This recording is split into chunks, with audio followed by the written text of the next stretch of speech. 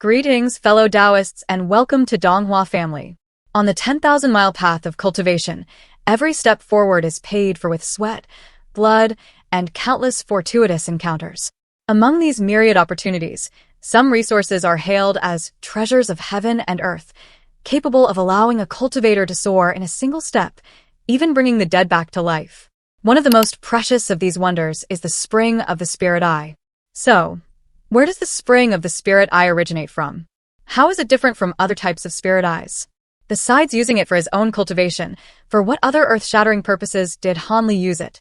After breaking through to the nascent soul stage, what other supreme treasures did old Devil Han possess that allowed him to dominate the mortal world without fearing anyone? All of these questions will be answered in today's video. I invite you, fellow Taoists, to watch until the end, and please give Donghua family a like and subscribe to the channel so that I may have more motivation to create even higher quality content. 1. The spring of the spirit eye, its origin and history. In the world of a record of a mortal's journey to immortality, the spring of the spirit eye was not created by any divine being. Instead, it is a wonder formed from the laws of heaven and earth within the world of cultivation. Specifically, its origin can be explained as follows. Formation from spirit meridians. Deep underground in the cultivation world exist spirit meridians, which are akin to subterranean rivers, but flow with heaven and earth's spiritual chi. This is the fundamental source of energy for cultivators to practice. A convergence point of spiritual chi. A spirit eye at certain special locations on the Earth's surface, where spirit meridians are exceptionally active or intersect, spiritual chi will erupt or converge, creating a point with an abnormally high concentration of spiritual chi. These points are called spirit eyes. Liquefaction of spiritual chi. The spring of the spirit eye. When a spirit eye becomes powerful to an extreme degree, the spiritual chi at that location becomes maximally dense, causing it to condense and transform into a liquid state. This process is not merely a physical change, but a qualitative sublimation. Every single drop of water in the spring of the spirit eye is the essence of heaven and earth, spiritual energy that has been tempered by the world over tens of thousands of years, containing within it the purest Tao rhythm and life force. The spring or lake formed from this liquefied spiritual chi is precisely the spring of the spirit eye. Thus, the spring of the spirit eye is the highest form of a spirit eye.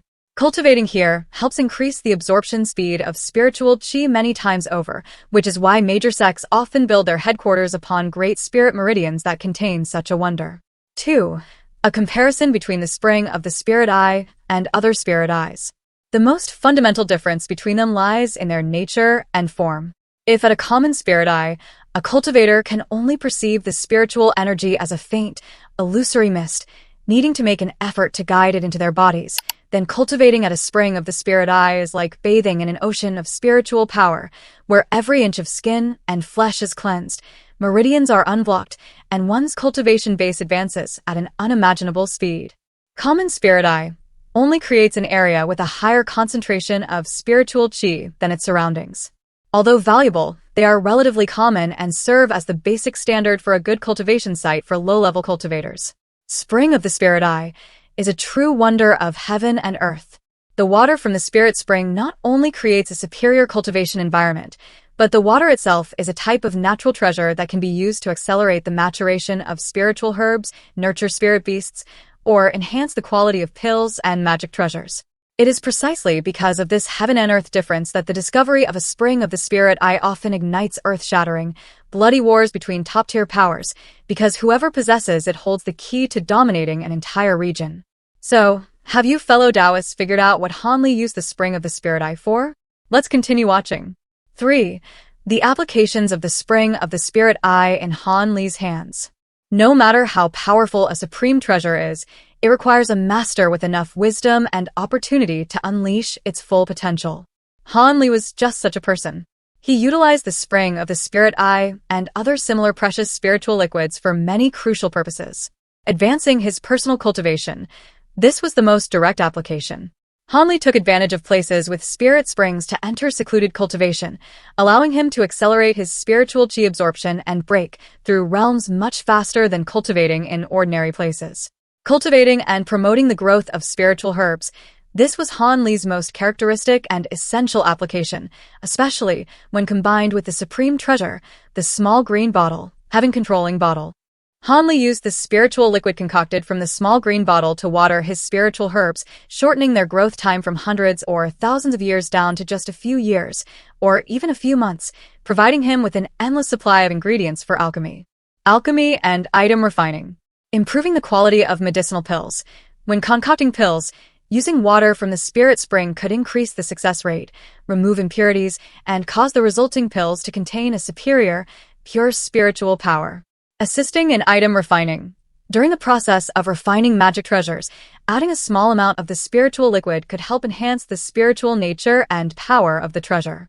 Nurturing spirit beasts and spirit insects.